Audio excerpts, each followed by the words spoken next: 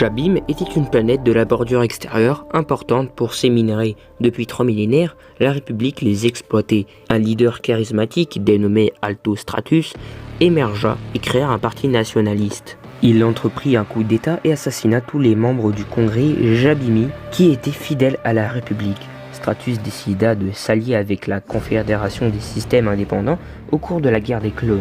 Le chancelier Palpatine, conscient de l'importance des minerais de Jabim, envoya des forces pour protéger les loyalistes restants, menés par le capitaine Orlis Gilman. Jabim était une planète au climat très pluvieux et le sol était boueux. Cela rendit difficile l'avancée des troupes sur le champ de bataille. De plus, cela rendait compliqué l'utilisation de nombreux équipements lourds lors de la bataille. Néanmoins, la République déploya des ATTE, des ATTX, ainsi que des AT-AT. À cette époque, c'étaient des nouveaux marcheurs avec une grande puissance de feu.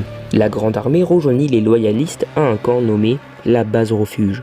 Puis elle détruisit une douzaine d'avant-postes lors de l'arrivée de l'armée. Cependant, Alto Stratus, accompagné de ses commandos d'élite, les Nimbus, était hors d'atteinte pour le moment. Le plan d'Alto Stratus était de diviser les forces républicaines en les laissant attaquer des objectifs militaires les éloignant de la base refuge. À une journée de trajet de la base refuge, Alpha 17 se rendit compte de cette stratégie au moment même où Stratus entreprit un assaut sur la base. Ils contactèrent alors les forces de Kenobi. Skywalker, Kenobi et Alpha 17 arrivèrent en renfort aussitôt et Skywalker tenta de confronter Alto Stratus, mais ce dernier s'enfuit. Pendant la bataille, un AT-AT fut détruit par les Nimbus. Kenobi mena quelques clones pour sauver l'équipage du quadripode, mais celui-ci explosa pendant le sauvetage. Présumés morts, Kenobi et Alpha 17 furent en réalité capturés puis menés sur Ratatak par un sage Ventress. Maintenant, 100 mètres, Anakin fut envoyé rejoindre un groupe de Padawan également 100 mètres. Lors du 28e jour de la bataille, le général Jedi Norcuna fut tué par Alto Stratus près de la ville de Koal et son armée fut écrasée par les nationalistes. Le 30e jour, l'annonce de la mort de Norcuna fit de la générale Leska la Jedi la plus haut gradée de la bataille. Les forces républicaines étaient en déroute sur presque tout l'hémisphère nord. Déjà 18 Jedi et plus de 9000 clones avaient été tués. Les renseignements repérèrent Stratus sur la côte du Rasoir. Leska mobilisa toutes ses forces pour capturer Stratus et espérer une reddition du parti nationaliste. Aussitôt, les Padawans 100 mètres furent envoyés dans les convois de ravitaillement. Le 32e jour, 3 positions avancées furent perdues pour les forces républicaines. Au même moment, Skywalker fut envoyé avec la Padawan Obi-Wan effectuer une mission de ravitaillement à la station Cobalt.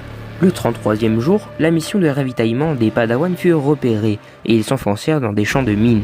De plus, Stratus décida de mener un assaut contre eux.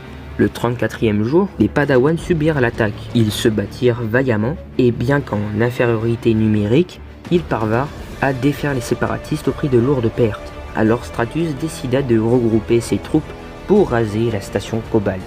Le 37e jour, Leska tomba au combat à cause d'une explosion. Les Padawan arrivèrent à la station Cobalt où les séparatistes avaient reçu des renforts du Kondoku, notamment des droïdes assassins de série A.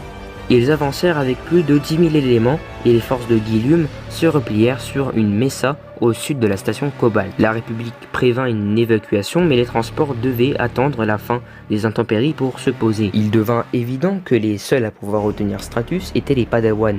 Mais Guilum ne put donner des consignes aux jeunes Jedi suite à une perte de signal. Anakin établit une stratégie et remonta le moral des Padawan.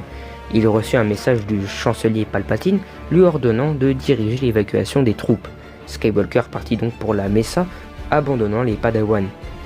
Obi-Wan remit le lecran de son maître Serus à Skywalker afin qu'il le remette au temple. Le 39e jour, Anakin quitta la station Cobalt et les Padawan menèrent une résistance pendant plus de 5 jours contre les forces séparatistes. La Padawan Obi-Wan terrassa Alto Stratus le 43e jour de la bataille, mais ce dernier parvint à l'abattre au même instant. Ce jour-ci, Skywalker quitta Jabim avec les forces républicaines, abandonnant les loyalistes du capitaine Guilum à leur sort. Plusieurs transports furent détruits, ce qui empêcha Skywalker d'évacuer les loyalistes. Guilum réagit violemment à l'abandon de Jabim par la République et frappa violemment le jeune Jedi, réclamant les vaisseaux pour chercher asile ailleurs.